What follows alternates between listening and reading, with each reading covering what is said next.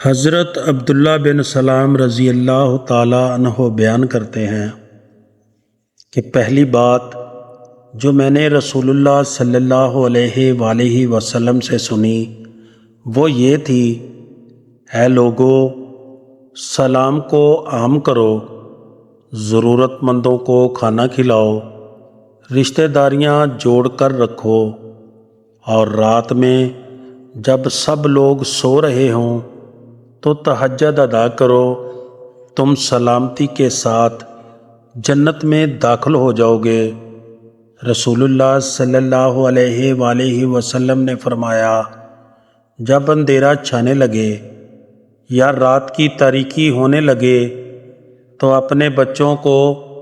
باہر جانے سے روک دو، کیونکہ اس وقت شیاطین پھیل جاتے ہیں، اور جب عشاء کی پہلی ساعت گزر جائے تو انہیں چھوڑ دو اور اللہ کا نام لے کر دروازہ بند کر دو، اور اللہ کا نام لے کر چراغ بڑھا دو، اور اللہ کا نام لے کر برتنوں کو ڈھانپ دو۔